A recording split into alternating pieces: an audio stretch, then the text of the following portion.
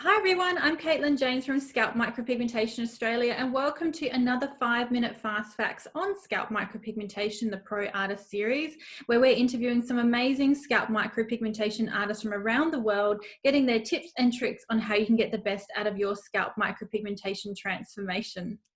Today's SMP artist works in one of the busiest cities in the world within one of the busiest clinics worldwide.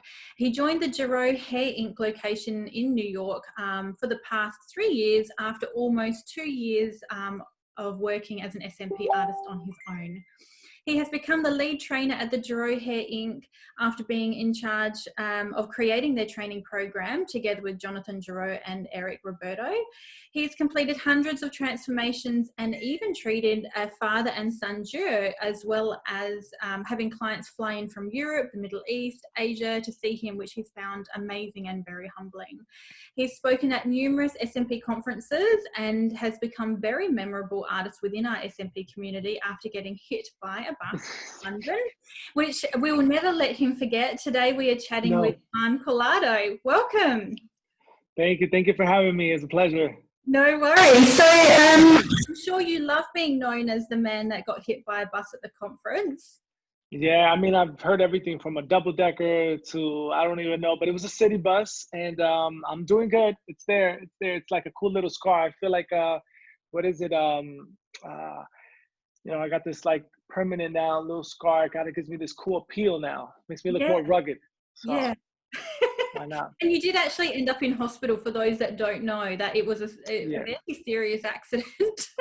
Yeah, I got stitches. You know what's crazy? I was talking to my girlfriend recently. I was like, it happened so quick that night I ended up falling asleep the entire night. I was like, imagine this, and this stuff never really happened. But I got a message actually from the bus driver letting me know, like, hey, man, are you all right? You know, how's everything going on? So I was like, oh, look, it happened. It's real. It's real. So it's cool imagining this stuff. Yeah. All right. Well, let's begin. Tell us one about your own hair loss transformation with scalp micropigmentation first. Yeah. So I started losing my hair in mid to early 20s. I remember one time like looking similar to this, you know, looking at one of these kind of glasses, seeing my reflection, and kind of thinking like, no, maybe it was because I haven't got a haircut. You know, you get the haircut, and if you keep it kind of low, you don't really notice it. And I would think that was the first time, maybe in like 22, 21 or so. And it just started getting worse from there. And I used to work in the corporate field as a branch manager. And I remember one of the things about being a manager is you got to make sure who comes into your establishment. And seeing this gentleman coming in from far, and I remember seeing him with this like, looked like something was on his scalp. The guy had to be like in his 70s, and he had this lineup that was like fresher than anything you've ever seen in New York City. I was really sharp edge up. And as he got closer to me, I realized that it was tattooed, but I was like, wow, this looks crazy. But I'm like, but if it was done right, it wouldn't be too crazy. And I remember that night, again, speaking to my girlfriend, and she Googled it. She was like, you're talking about this? And who it was his hair. And I was like, whoa, what's that? And that's how it all started for me in my journey. That's where I met Matt, who did my consultation almost 7 years ago. So yeah, wow. It's crazy how the whole world just come full circle. Yeah, excellent. And explain your story about joining one of the most popular SMB providers in America, Gerow Hair Ink. What were you up to before starting off in your scalp micropigmentation career, working on your own, and then come to joining the Gerow Hair Ink company? Yes. So I was working in the corporate field as I said, as a branch manager for a large bank. I had worked my way up the ranks. I had a branch that had, I think it was close to the time, like $400 million in deposits. So it was a relatively big size. It was actually the biggest one in the market. I was doing really well, but it was just, I was unhappy, and went on vacation, celebrating my girlfriend's birthday, and I came back and I just resigned. Had no idea what I was gonna do. I had no idea, with no plan, nothing. And I remember cutting my hair one day, and I came out the bathroom, and I remember telling her, like, listen, I think I'm gonna do this scalp micropigmentation thing. I mean, I got the treatment, why not? And she's like, you know, if you would have listened to me when you got it done, and I told you, it was like, listen, don't bring that up right now. So ended up going to get trained in Canada, and don't regret one single bit. That's when I got a chance to meet Carlos Montes from Scalp PR, and became close friends. Started my own establishment called Ink Barbers. Had a little pun on there as far as like being a barber and giving you, a permanent lineup Yeah. through inking your body, right? Cool name. Yeah. So I did that for like about almost 2 years, and then as life holds, Eric used to be a barber prior to him creating that establishment with Jonathan. And one of Eric's clients happened to be my private client banker. So he said, listen, I have a buddy of mine who's actually starting this business. Why don't you guys partner up? And I said, I'm going to do my own thing, And when I actually found Jonathan started doing training. I went to see him, and who's there but Eric? And I was like, well, you're the same Eric? And we connected the dots, and we kept on talking. And before you knew it, I was already working at Gerow Hair Ink. Yeah, Which wow. is really cool. Yeah. So how do you feel you have progressed as an artist? How do you feel your skills have changed since joining a bigger company and working amongst other artists? So, anytime you're in an environment where you're consistently putting up your work against someone else, is going to make you better. And then you throw into the fold that you have two of the best S&P artists, in my opinion, worldwide. Yeah. Every time you show up, you want to become better. You want to supersede what the people who trained you, almost like, your student has become the master, so to speak, right? And I always joke around with Jonathan. Him and I have this little joke where he'll be like, on the dot god, I'm like, well, on the dot devil, and we do this kind of thing, this little banter. But it's cool because we get a chance to sit down and figure out how can we improve, what kind of changes can we make, how do we continue to evolve the industry, how do we continue to progress, and things of that nature. Yeah. So it's been an awesome experience. Yeah, I certainly love having a team. Having a team environment certainly keeps everyone really motivated, I feel. Yeah, Yeah. absolutely, it does.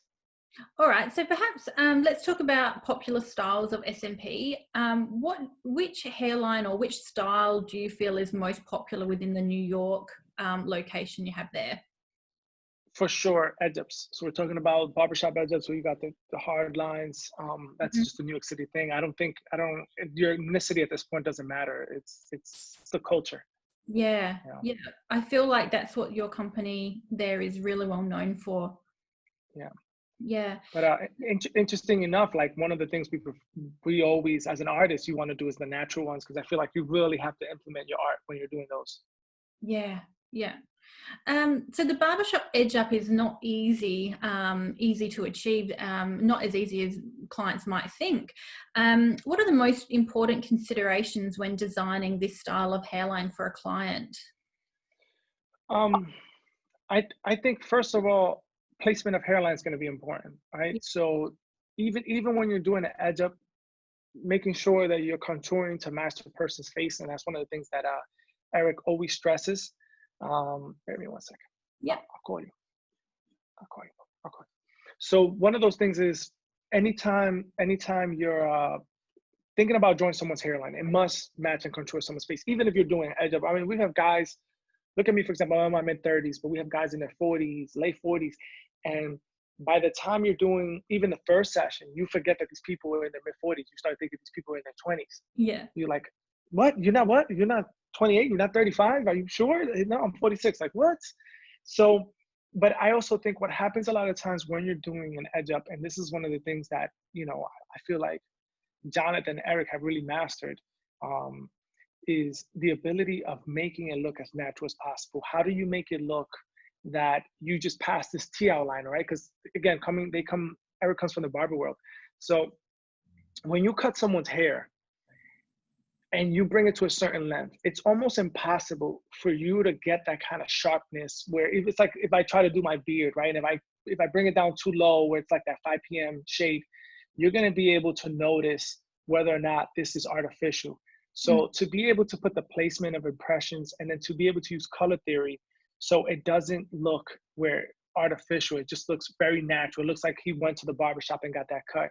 I think that's one thing that we've definitely throughout the years have mastered and developed. And now it looks so authentic and so real I mean, to this day, we actually did this thing one time. We went to New York City in the heart of Times Square and started grabbing random people Yeah. and started asking people like, I have a tattoo in my body. Where is it? Yeah. And people's like, and I'm like, listen, and then it's not this one. They're like, okay, well, people started removing my shirts. I'm like, no, it's on me. You can see it. And they're like looking everywhere. And they're like, nah, man, this is one of those kind of those tricks. Like, listen, I'll give you $100 if you can spot it out. And a single person didn't spot it out. Yeah. So it's just a testament to how natural these edge-ups can be done when done correctly. Yeah. And what I'll do is I'll put a link to that YouTube clip in the comments. Yes. Because it's it's called Got It Done, and Yes. make sure you check it out because it's really cool and a bit of fun. All right, so let's have a chat. What do you love about scalp micropigmentation so much? What I love about it is how you can really make such an impact on someone in such a little time. I don't think there's a lot of industries out there where you can make such a tremendous impact in such a short time, right? You get a client who comes in 2 hours. I've had people, man, like in the brinks of tearing. I've seen clients tear up because of, I know personally what they're experiencing because I know what it was like for me going into my mid-20s, just losing my confidence, and when you think about confidence, is a word we loosely throw out, but it's also a word that's lost a lot of meaning. But when we talk about confidence, it's everything, right? It's how you show up. It's your attitude. How do you feel? What do you want to do? I don't think if I've ever would have had scalp micropigmentation, I would have had the tenacity to say, I'm going to leave this corporate environment that's paying me 6 figures to go something else that maybe might pay me a third of that and say, I don't care. That makes sense? So absolutely. I mean, think that to me is the most rewarding aspect of it. Yeah, for sure. I think so many SMP artists can relate, for sure. And let's just end with perhaps with you telling us one of your favorite client transformations that you've helped someone with scalp micropigmentation. Favorite one? Wow, that's a good question. There's so many memorable. Yeah, it's so many, and every time, I mean, like I get a lot of messages from people, whether it's like, them forwarding me a picture at a special event, say it's a wedding, graduation, so forth, corporate environment, meeting a new loved one for the first time. But to me, I think something I hold, or people who've traveled, but for me, I think something I hold very special is the father and son, because I have a special bond with my father. So to be able to experience that together, and they come in, and I remember us joking and having this little banter because the father was like, "Can you tell who's younger?" So it was cool. It was cool to experience that. It was cool to see that. It was cool that you have 2 individuals to put their trust on you. And again, it's something that I humbly always appreciate. It's something that I'm a type of person, I always wear my heart on my sleeve when it comes to what I'm doing. I really take it to lengths when people say that this is my art that I'm putting on you. Every day you go in there, you try to improve. But yeah, I think that was definitely a memorable one that always will stick with me, for sure. Yeah, awesome. I myself have done a father-son duo as well, and it's something different. It's something special that happens. It's a lot of fun, and it's nice that they can both have something that they've had together as well. Yes, absolutely. Cool. Well, thank you so much for sharing your experience with us today, Juan, and for talking about the barbershop edge up and the incredible story of joining Gerow Hair Ink as well. It's been lovely chatting with you, and a big thank you for being on the 5-minute fast facts on Scalp Micropigmentation Pro Artist series. So thanks so much for your time.